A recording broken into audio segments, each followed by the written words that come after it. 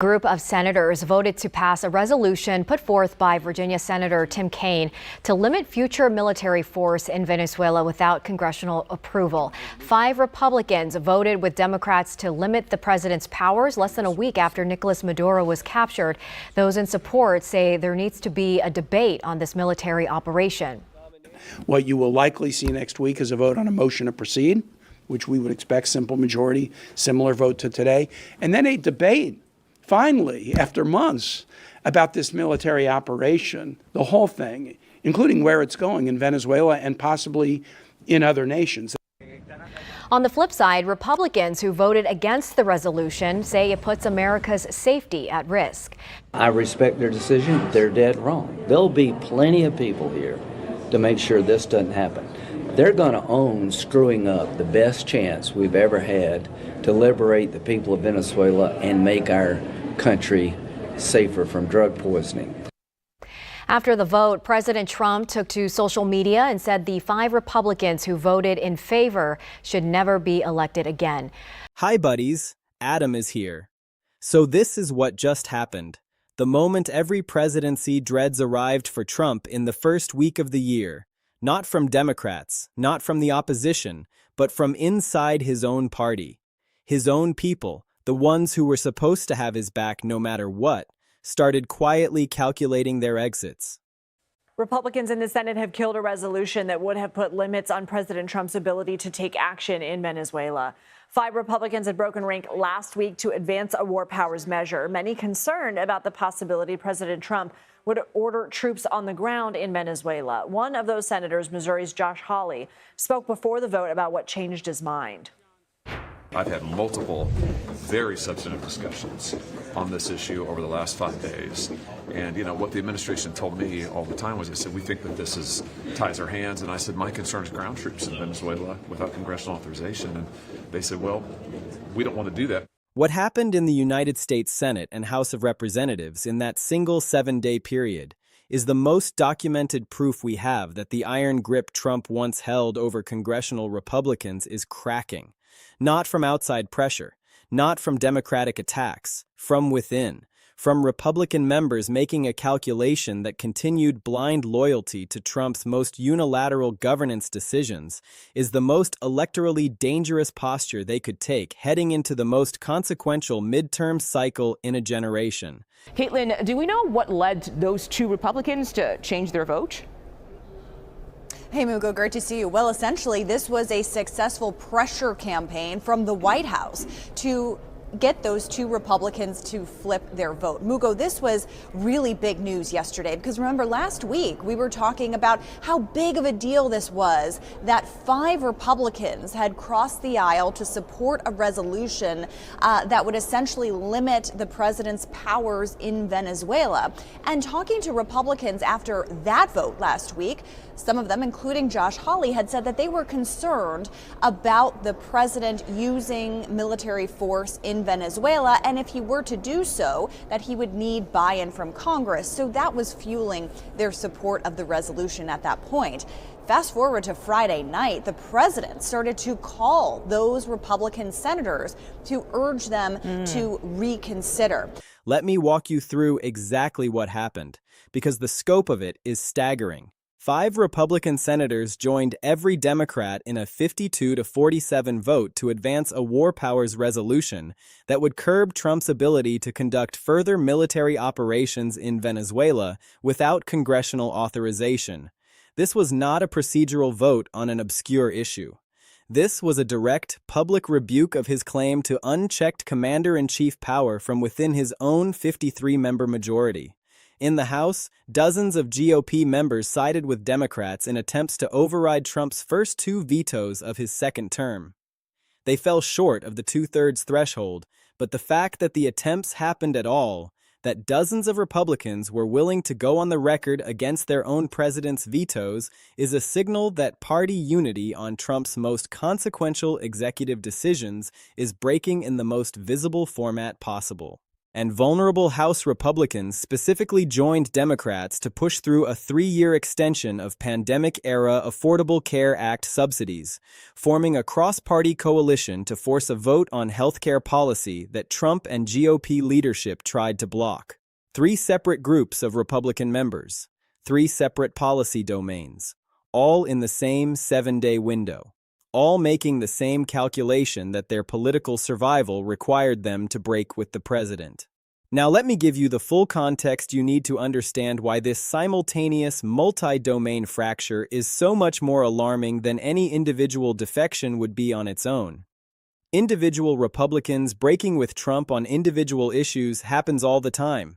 A senator voting against a nomination here, a House member breaking on a policy question there.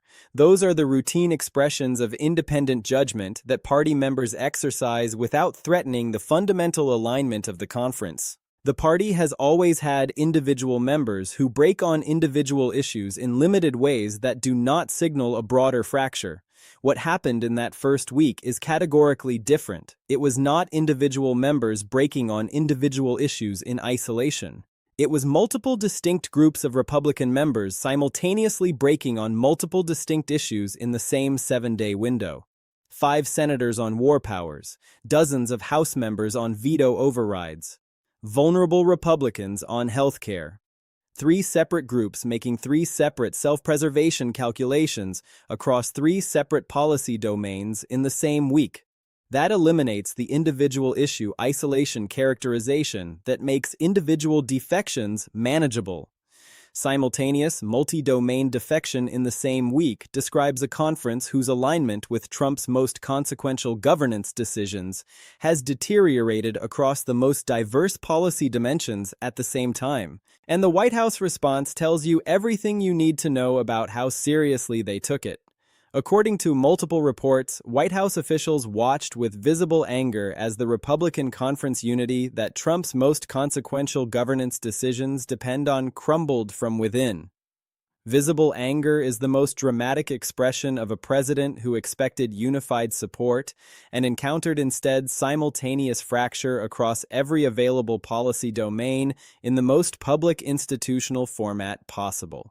Let me break this down into its component parts, because each dimension of this fracture tells us something specific about how the Republican conference is changing, and why Trump's hold on his party is weaker than at any point in his political career.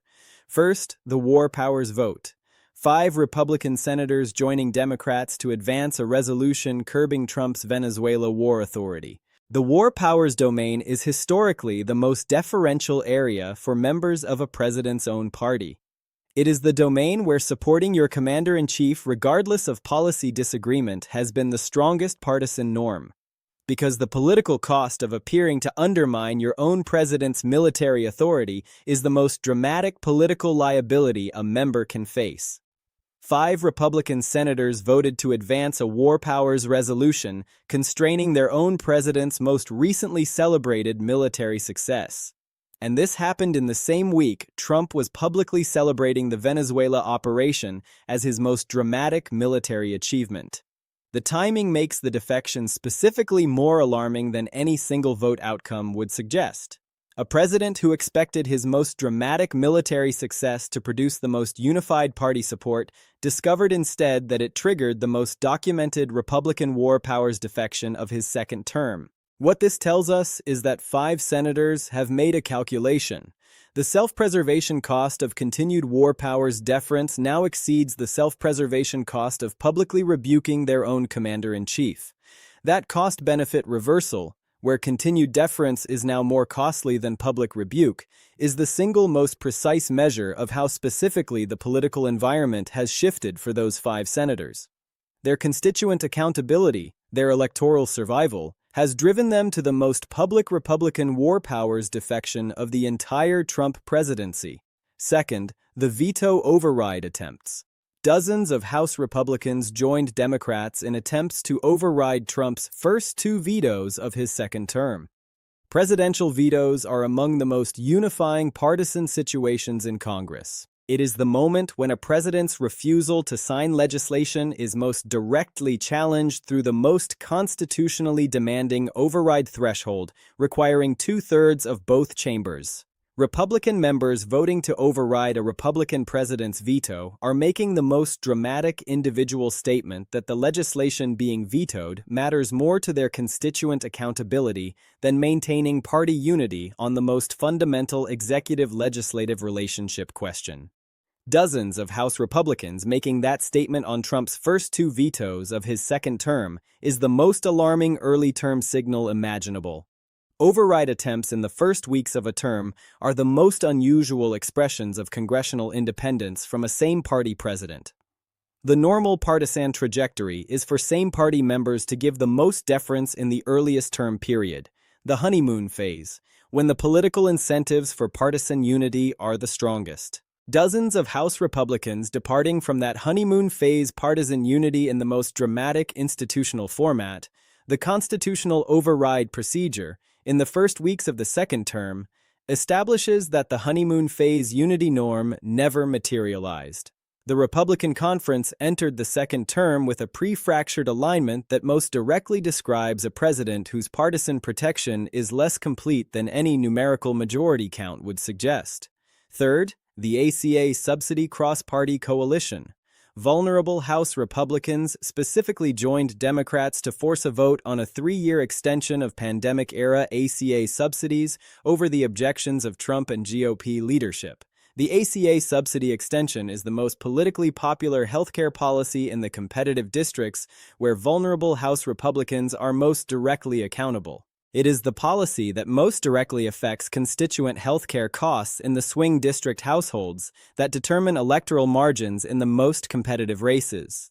Vulnerable members joining Democrats to force a healthcare vote over Trump and leadership objections are making the most electorally driven calculation that their constituent accountability on the most popular healthcare policy is more immediately consequential to their electoral survival than their party loyalty on the most available leadership position.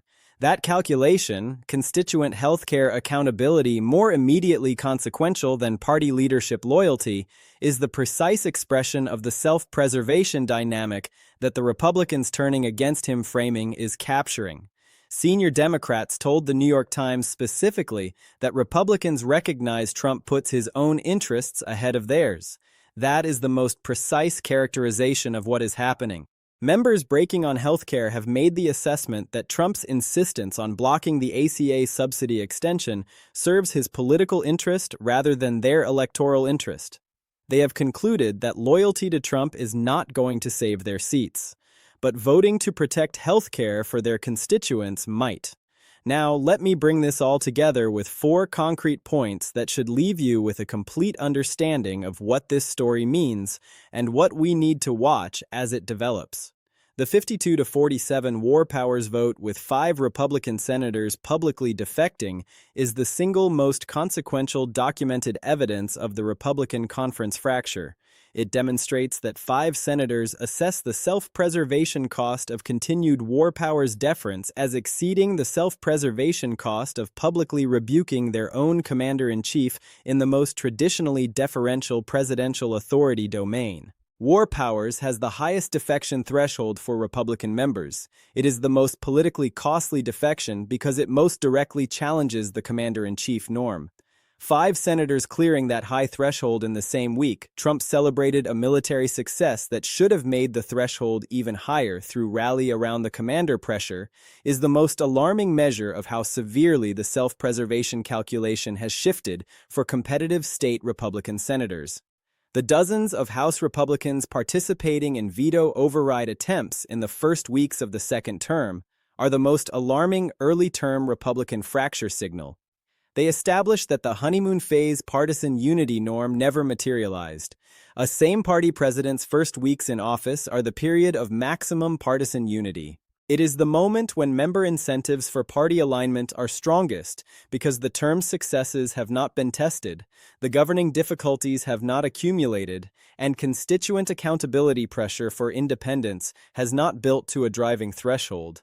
dozens of House Republicans overriding that maximum unity period to make the most dramatic institutional statement about two of Trump's first second-term vetoes is documentation that the Republican conference entered the second term with a pre-fractured alignment.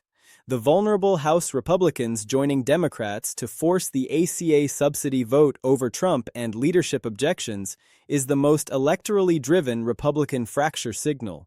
It documents that the most competitively accountable Republican members are making the constituent survival over party loyalty calculation that most directly precedes the most dramatic conference disassociation. Safe-seat Republicans who break on ACA subsidies are making an ideological judgment. Vulnerable seat Republicans who break are making an electoral survival calculation. The vulnerable member character predicts the most dramatic future fracture because the same electoral survival calculation that drives the healthcare break will produce additional breaks on every policy dimension where competitive district constituent accountability conflicts with White House loyalty demands. Here is what we need to watch as this story continues to develop. The war powers defection expansion. Will the five-senator coalition grow in subsequent votes as the costs of Trump's military operations accumulate, and competitive state senators face constituent pressure to demonstrate independent judgment? Whether 52 becomes 55, 57, and ultimately approaches the veto-proof threshold will determine the trajectory of war powers accountability. The veto override coalition consolidation. Will the dozens of House Republicans who participated in the first override attempts consolidate into a standing coalition willing to challenge Trump's most consequential executive decisions through the constitutional override mechanism? The answer will determine whether the early-term override signal represents the beginning of a sustainable House Republican independence movement. The vulnerable member ACA coalition expansion. Will the cross-party healthcare coalition expand to additional domestic policy dimensions where competitive district constituent accountability conflicts with the Trump agenda? The answer will determine whether the ACA subsidy break represents an isolated issue defection or the beginning of a consistent vulnerable member independence pattern across diverse domestic policy domains. And the midterm self-preservation acceleration. Will competitive state and district Republican members continue to make public independent statements as the midterms approach and polling trajectories increase the urgency of visible independence demonstrations? The answer will determine whether the Republicans turning against him story describes the current political reality or an accelerating trajectory toward the most dramatic partisan disassociation. The bottom line is this: 5 Republican senators joined Democrats in a 52-47 war powers vote to curb Trump's Venezuela authority. NPR described it as a notable rebuke. This happened in the same week Trump was celebrating his most dramatic military success. Dozens of House Republicans joined Democrats in attempts to override Trump's first 2 second-term vetoes, the most alarming early-term signal that the honeymoon phase unity norm never materialized. Vulnerable House Republicans joined Democrats to force a 3-year ACA subsidy extension over Trump and leadership objections, making the most electorally driven constituent survival calculation. The New York Times documented the cracks, noting that senior Democrats say Republicans recognize Trump puts his own interests ahead of theirs. The White House watched with visible anger as conference unity crumbled across war powers, veto overrides, and health care in the same 7-day window. The framing is accurate. Not a single dramatic departure, but the accumulated expression of a president whose most essential partisan protection is simultaneously breaking across every policy domain in the most public institutional format. The turning against him is documented. 5 senators, dozens of House members, vulnerable members, all in the same week, all making self-preservation calculations that most directly describe what Republican conference fracture looks like when it is happening in real time.